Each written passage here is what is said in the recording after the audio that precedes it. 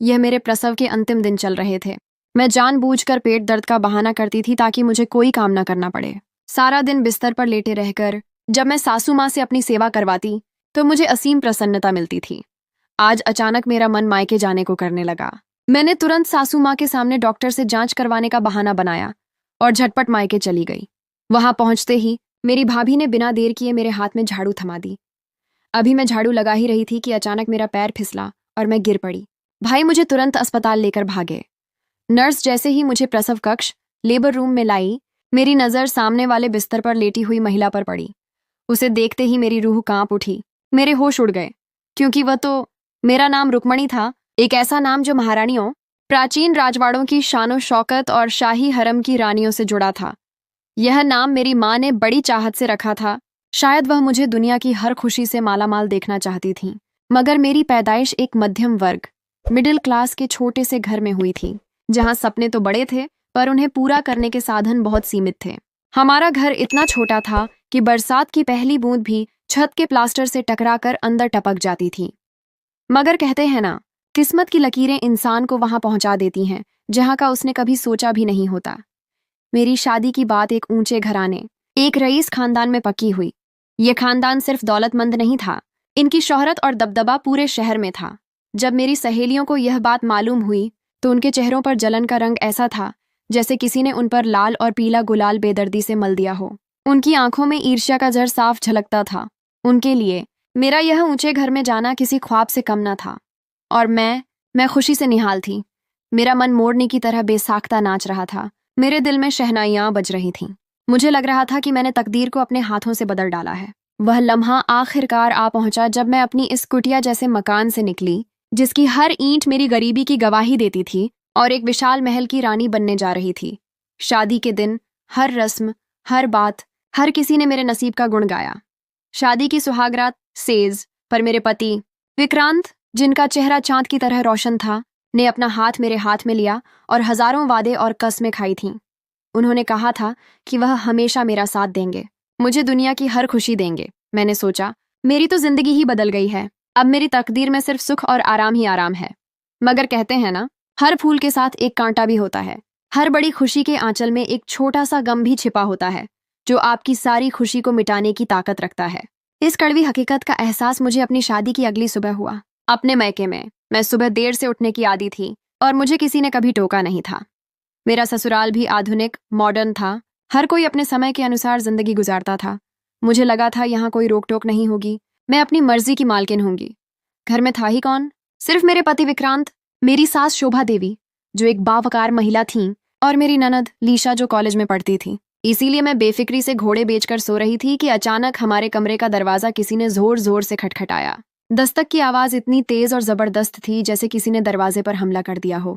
विक्रांत भी इस आवाज से हड़बड़ाकर उठ खड़े हुए। उनकी नींद अचानक टूटी थी। मैं भी आंखें मलती हुई बिस्तर पर बैठ गई। दिल जोर जोर से धड़क रहा था। मुझे किसी अनहोनी का डर लग रहा था।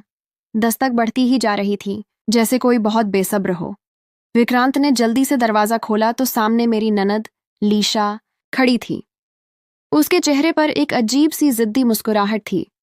वह विक्रांत को जैसे कोई गैर हो पीछे धकेलते हुए सीधा मुझ तक पहुंची और एक ही सांस में बोली, भाभी, आप अभी तक सो रही हैं?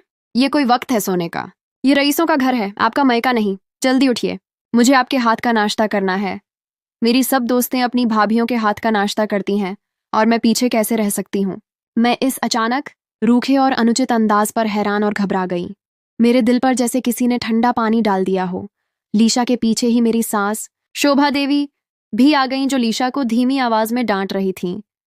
लीशा, ये क्या बचपना है बेटा? अभी तो बहू ने मीठा पहली रस्म भी नहीं बनाया। ये इस घर की रस्म है, इसे कैसे तोड़ सकती हो? लीशा तुरंत बोली। उसकी आवाज में और कड़वाहट आ गई। पहले मीठा बना लेंगी भाभी, वह भी मैं ही खाऊंगी, फिर मेरे लिए नाश्ता। भाभी, आप 15 मिनट में तैयार होकर रसोई किचन में आ जाएं।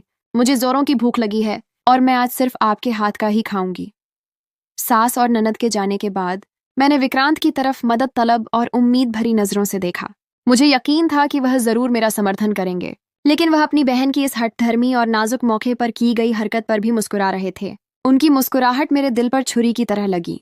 मुझे सख्त गुस्सा आया और मेरे लहजे में वह कड़वाहट आ गई जो मैंने पहले कभी इस्तेमाल नहीं की थी।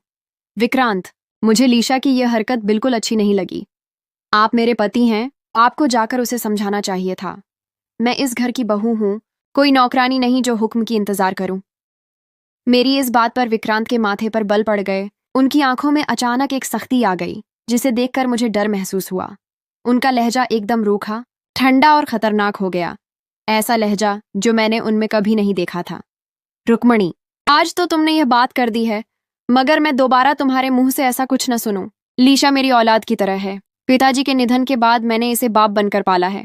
अगर तुमने आज के बाद लीशा की कोई भी बात मानने से इनकार किया या उस पर कोई उंगली उठाई तो मैं तुम्हें हाथ से पकड़कर तुम्हारे मैके छोड़ाऊंगा, हमेशा हमेशा के लिए। विक्रांत की बातें सुनकर मेरी आंखें आंसुओं से भर गईं। ये अल्फाज किसी जहर से कम नहीं थे। भला कोई नई नवेली दुल्हन के साथ ऐसा भी करता है? मेरे सारे ख्वाब, सारे अरमान एक ही झटके में चूर चूर हो गए थे।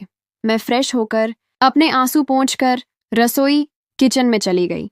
वहां लीशा की फरमाइशों की लंबी लिस्ट पहले ही तैयार थी, जैसे कोई महारानी अपने खादिमा को हुक्म दे रही हो। लीशा मेरे करीब आकर अपनी उंगलियों पर मुझे गिनाती रही कि उसे क्या क्या चाहिए।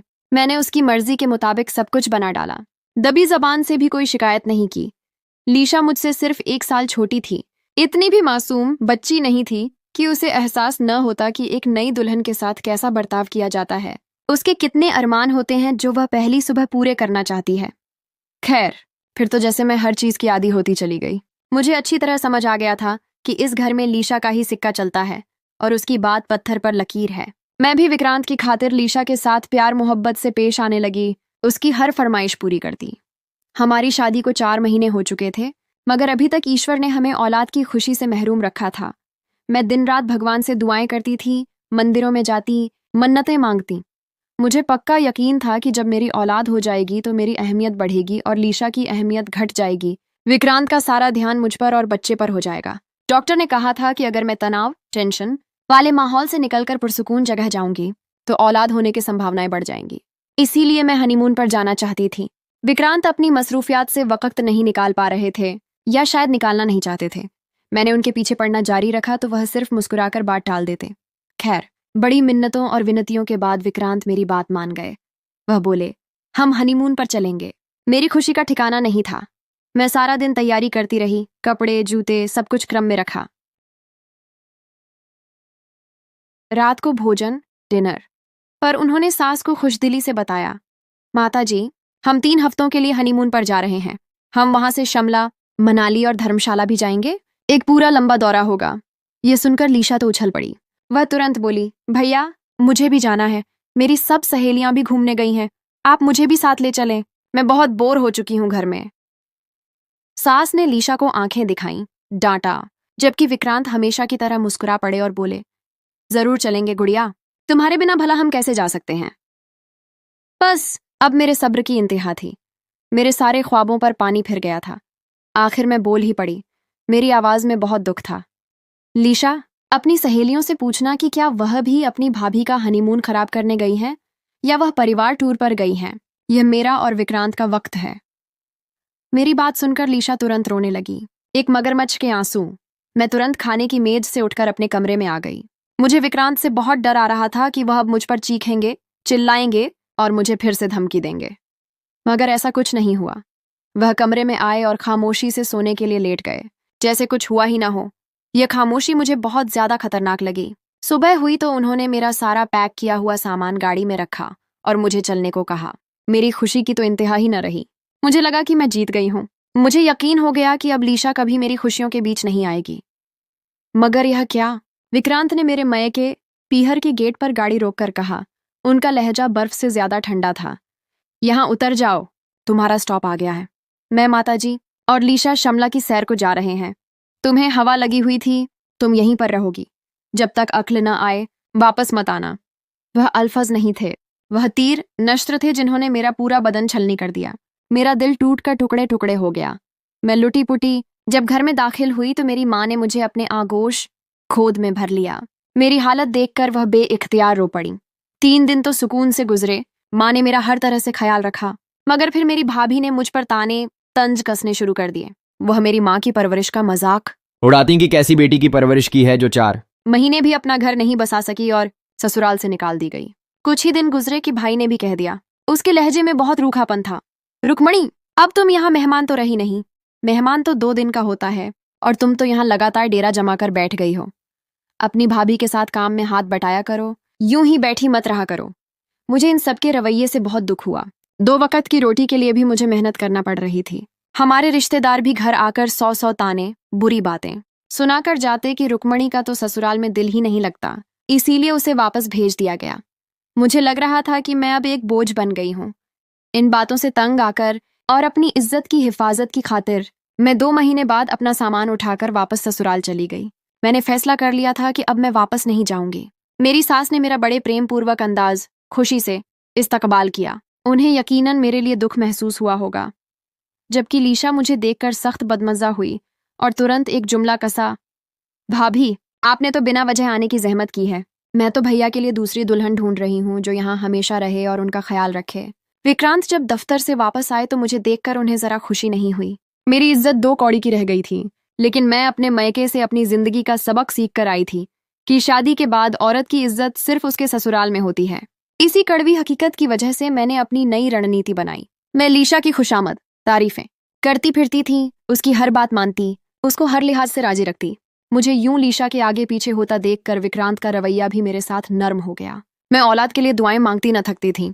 विक्रांत भी औलाद के ख्वाहिशमंद थे, मगर यह देर भगवान की तरफ से ही थी। हम दोनों स्वस्थ फिट थे। लीशा मुझे परेशान तंग करने की हर मुमकिन कोशिश करती, मगर मैंने नोट किया कि आजकल वह किसी और ही चक्कर में थी। वह मेरी तरफ कम ध्यान देती, सारा सारा दिन अपने कमरे में रहती, हर वक्त सजी संवरी रहती और घर से 2-2 घंटे के लिए गायब हो जाती। मैंने उसका राज जानने की ठान ली। यह मेरे बदले की पहली सीढ़ी थी। आखिरकार सच कब तक छिप सकता था? तो बात यह थी कि लीशा का किसी के साथ प्रेम इश्क चल रहा था। हमारे मोहल्ले में एक नया लड़का आया था, मध्यम कद, गहरा काला रंग और गरीबी की चक्की में पिसा हुआ लगता था। उसमें ऐसी कोई खूबी नहीं थी जिसकी बिना पर उससे मोहब्बत की जाती। वह एक आम सा गरीब लड़का था। मैं सारे मामले से लुत्फ उठा रही थी। मुझे अब अपना बदला लेने का मौका मिल रहा था। हर शाम वह लड़का लीशा को एक लिफाफा थमा जाता। उसके बाद लीशा कई घंटे के लिए अपने कमरे में बंद हो जाती, शायद वह खत पढ़ती। अब मैंने ठान लिया कि अपने पति को उनकी लाडली बहन का असली रूप दिखाऊंगी। जब भी मैं और विक्रांत इकट्ठे बैठते, मैं उनसे यही कहती, विक्रांत, लीशा का कहीं अच्छी जगह रिश्ता ढूंढ लें। जवानी बड़ी कमजोर होती है। आजकल का तो जमाना भी अच्छा नहीं है। आपको बहुत सावधान रहने की जरूरत है। विक्रांत मेरी बात से चिढ़ जाते और कहते, जमाना जैसा भी हो, मेरी बहन को इस जमाने की हवा नहीं लगी। वह बहुत मासूम है। मैं दिल में उनकी इस खुशफहमी पर खूब हंसती। मैं अब लीशा की पूरी जासूसी कर रही थी। एक दिन मैंने लीशा को घर से खूब तैयार होकर निकलते देखा। उसके चेहरे पर एक अजीब सी चमक थी। मैंने भी उसका पीछा करने की ठानी। वह घर से सहेली के घर का कहकर निकली थी। हमारी गली से मुड़ते ही वह एक बेहतरीन किस्म की शानदार गाड़ी में जा बैठी। मैंने थोड़ा सा आगे होकर देखा तो उसमें एक निहायत खूबसूरत हैंडसम लड़का बैठा था। वह लड़का शक्ल से ही रईस दौलतमंद लग रहा था। मैं घर वापस आ गई। मुझे बेइंतहा जलन हो रही थी। आखिर लीशा के हाथ इतनी बड़ी आसामी लगी कैसे थी? वह तो मुझसे भी ज्यादा खुशकिस्मत हो रही थी।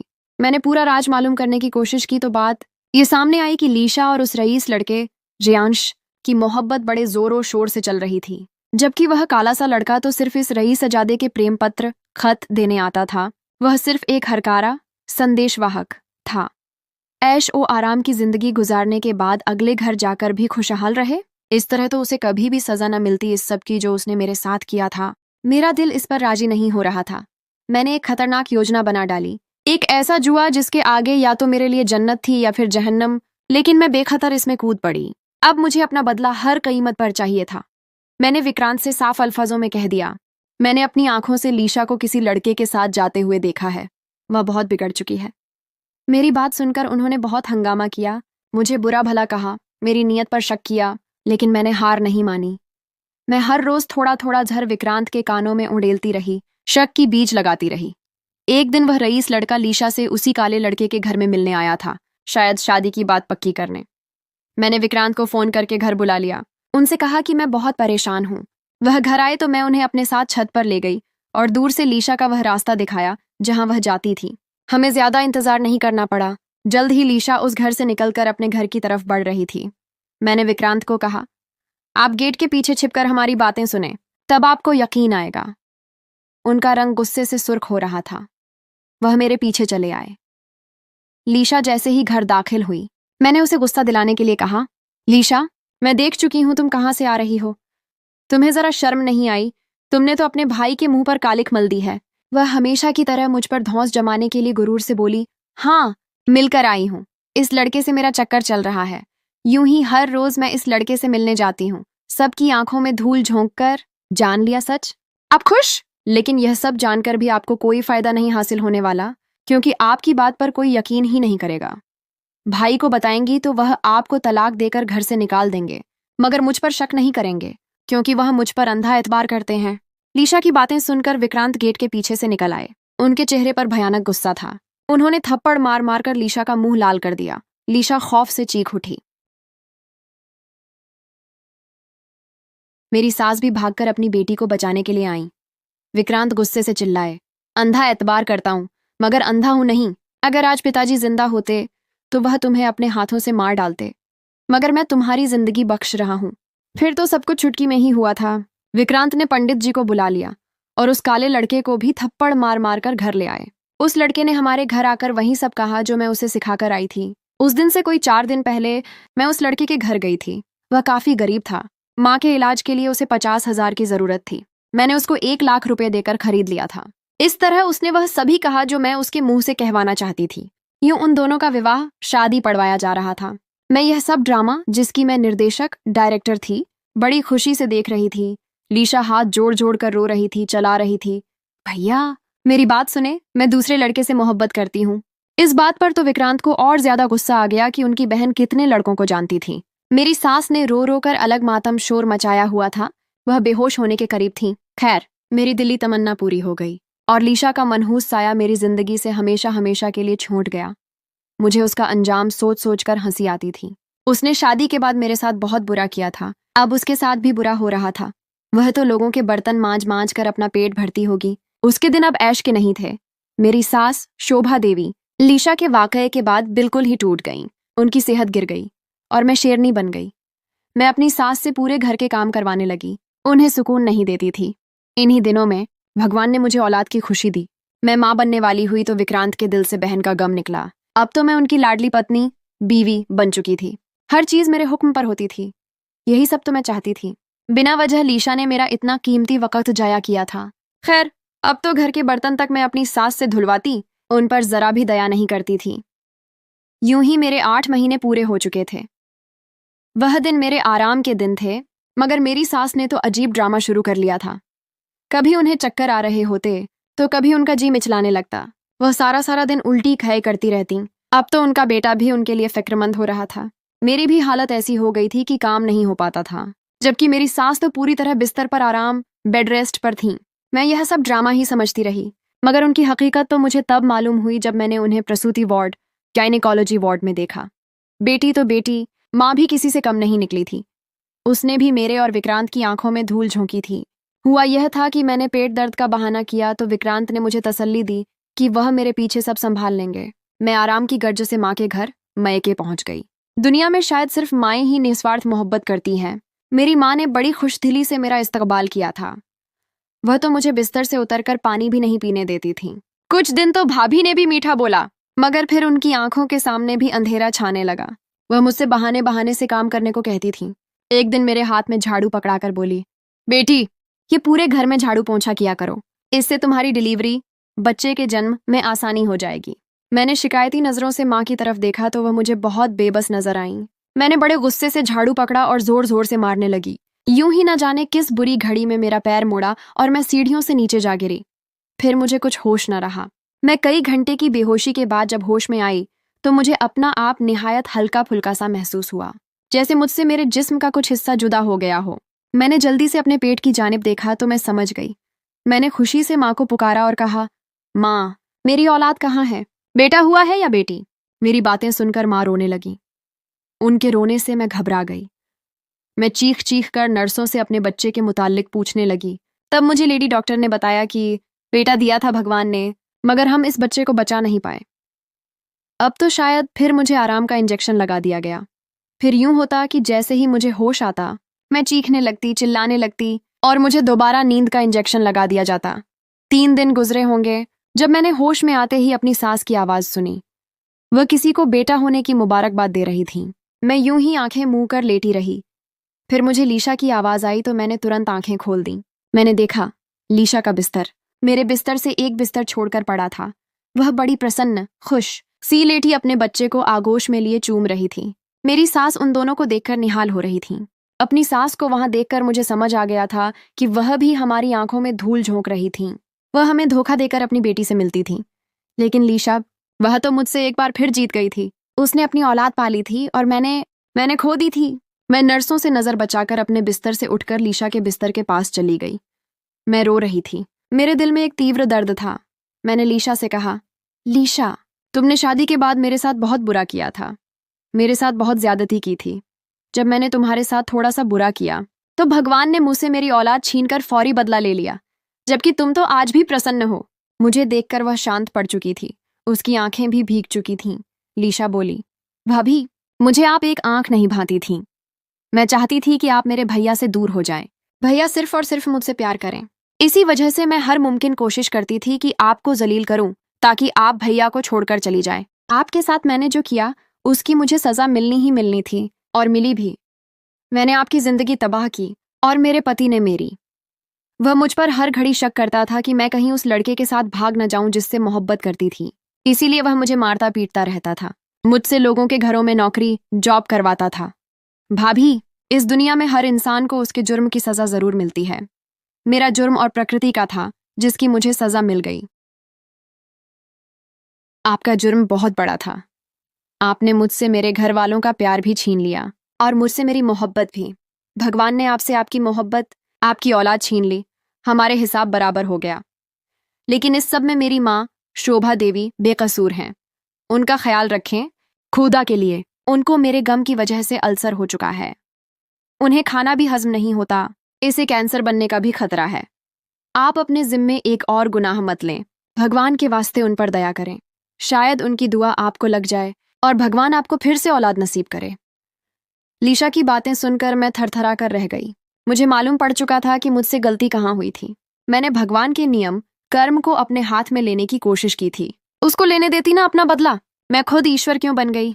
मैंने भगवान से रो रो कर माफी मांगी और आगे से अपनी सास का ख्याल रखने की कसम खा ली। लीशा की बातें सुनकर मेरे अस्तित्व में कंपी तारी हो गई। वह आंसू जो मेरे दिल के अंदर कहीं जम गए थे अब बेइख्तियार बह निकले। मैंने लीशा के हाथ थाम लिए। लीशा, मुझे माफ कर दो। मुझे वास्तव में मालूम नहीं था कि तुम इस कदर तकलीफ से गुजर रही हो। मैं अंधी हो चुकी थी। सिर्फ बदले की आग मेरे दिल में जल रही थी। लीशा ने अपने बेटे का माथा चूमा और हल्की सी मुस्कुराहट के साथ बोली, भाभी, इंसान से गलती होती है। आप बस माँ का ख्याल रखें। बाकी सब कर्म पर छोड़ दें। मैंने लीशा को यकीन दिलाया कि मैं अब एक नई रुक्मणी बनूंगी। मैंने तुरंत नर्स को बुलाया और सास शोभा देवी के इलाज के बारे में विस्तार से पूछा। सास का चेहरा पीला पड़ चुका था। वह वाकई बहुत कमजोर लग रही थी। मेरे दिल में तीव्र पछतावे का एहसास हुआ। मैंने अपने बदले की खातिर एक बेकसूर माँ को इस हाल तक पहुंचा दिया था। मैं 3 दिन बाद अस्पताल से घर लौटी, मगर यह वह रुक्मणी नहीं थी जो 2 महीने पहले घर छोड़कर गई थी। मेरे कदमों में अब नई विनम्रता और दिल में सेवा का जज्बा था। घर आकर मैंने सबसे पहले सास के कमरे का रुख किया। वह बिस्तर पर लेटी हुई थी, कमजोर और बेबस। मैं उनके पास बैठी, उनके पैर दबाए और माफी के लिए कोई लफ्ज ढूंढ न सकी। मेरी खामोश आंखें ही सब कह रही थीं। शोभा देवी ने आहिस्ता से अपना हाथ मेरे सर पर रखा। उनकी आंखें भी नम थीं।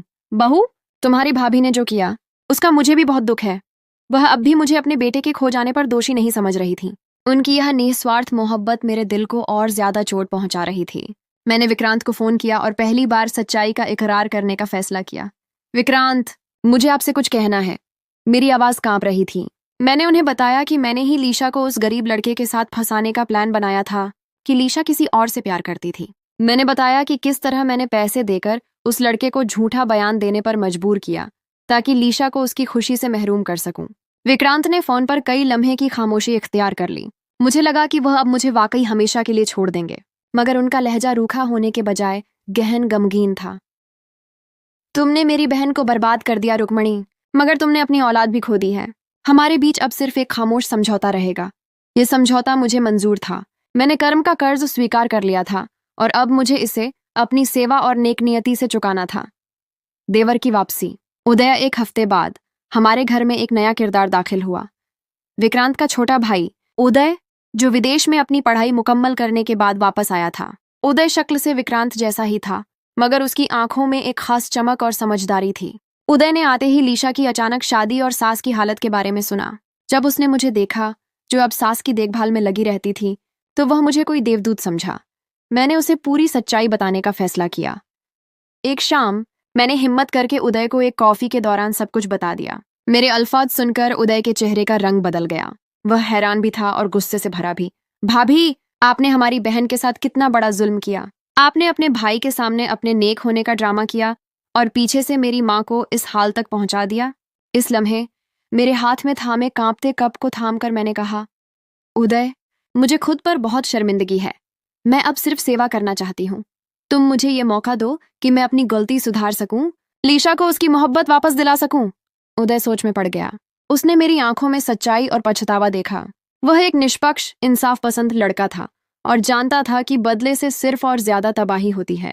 उसने फैसला किया कि वह मेरी मदद करेगा, लेकिन एक शर्त पर। भाभी, आपको लीशा को उसके रईसजादे से दोबारा मिलवाना पड़ेगा और माँ को ठीक करना पड़ेगा। अब मेरा नया मकसद ये था कि किसी तरह लीशा को तलाक दिलवाकर उसकी मोहब्बत से दोबारा शादी करवाई जाए। यह काम आसान न था। लीशा का पति, वह गरीब लड़का, जबरदस्त किस्म का लालची निकला। वह तलाक देने के बदले 50 लाख रुपए का मांग कर रहा था। यह रकम विक्रांत के लिए भी बहुत बड़ी थी और विक्रांत तो अब भी मुझसे दूरी बनाए हुए थे। मैंने लीशा के रईसजादे ज्यांश से संपर्क किया। ज्यांश भी लीशा की तलाश में था और अपने किए पर पछतावा था। वह यह सुनकर कि लीशा को कैसे फंसाया गया था, फौरी तौर पर मदद के लिए तैयार हो गया। ज्यांश ने तुरंत 50 लाख रुपए का इंतजाम किया और मैंने यह रकम लीशा के पति को देकर उसे कानूनी तलाक पर मजबूर कर दिया। यह सब चुपके से हो रहा था। जब विक्रांत को मालूम हुआ कि लीशा को तलाक हो गई है, तो वह गुस्से में लाल हो गए। तुम क्या कर रही हो रुक्मणी? अब इसका क्या होगा? इसका विवाह इसके प्यार से होगा, विक्रांत, मैंने आत्मविश्वास भरे लहजे में जवाब दिया। और इस विवाह में आप, माँ जी और उदय भी शामिल होंगे। मैंने आपकी बहन की जिंदगी को बचाने के लिए वह सब किया जो मुझे पहले दिन करना चाहिए था। विक्रांत ने मेरी आंखों में देखा। उनकी सख्ती नरम पड़ चुकी थी। उन्हें पहली बार एहसास हुआ कि मैंने वाकई बदलने की कोशिश की है। लीशा और ज्यांश का विवाह सादे मगर खूबसूरत अंदाज में हुआ। मेरी सास शोभा देवी की सेहत अब बेहतर हो रही थी। वह दोबारा चलने फिरने लगी थी। लीशा का दिल से निकला हुआ सच्चा धन्यवाद और सास की दिल्ली दुआ ने मेरे दिल को पहली बार वास्तविक सुकून बख्शा। उदय ने सच्चाई को विक्रांत से छिपाकर रखने में मेरी मदद की, मगर एक दिन खुद ही कहा, भाभी, आपने कर्म का हिसाब तो सुधार लिया, लेकिन यह राज हमेशा आपके दिल पर बोझ रहेगा। आप सच बताकर अपने रिश्ते को पवित्र क्यों नहीं कर देती? मैंने हिम्मत की और विक्रांत को दोबारा सब बताया, इस बार किसी बदले के बिना, सिर्फ सच्चे दिल से। विक्रांत को यह जानकर दुख हुआ कि उदय भी इस साजिश में मेरा साथी था, लेकिन उसने यह भी देखा कि मेरे अंदर कोई खोट नहीं रहा था। तुम एक बार फिर मेरी बहन की खुशियां बर्बाद करने लगी थी, रुक्मणी, मगर तुमने मुझे माफी मांगने का तरीका सिखा दिया है, विक्रांत ने कहा और मेरे हाथ थाम लिए। मेरे दिल का सूनापन अब खत्म हो चुका था। लीशा की मोहब्बत वापस मिल गई थी, सास की सेहत ठीक थी और मेरे पति का भरोसा वापस आ रहा था। जल्द ही एक और नई खबर घर में आई। मेरी सास की दुआओं और पुरसुकून माहौल की वजह से मैं दोबारा गर्भवती उम्मीद से थी। मुझे अब यकीन हो चुका था कि कर्म का सिद्धांत बड़ा सीधा है। जब आप किसी दूसरे के लिए अच्छा करते हैं, तो ईश्वर आपके लिए 10 गुना ज्यादा अच्छा करता है। मेरा बदला तो मुझे औलाद छीनकर सजा दे गया था, मगर मेरी पछतावा और नेकी ने मुझे दोबारा माँ बनने का मौका दिया। मैं अब रुक्मणी थी, जो अपने नाम की तरह शानो शौकत की रानी नहीं, बल्कि सुख और सादगी की रानी थी।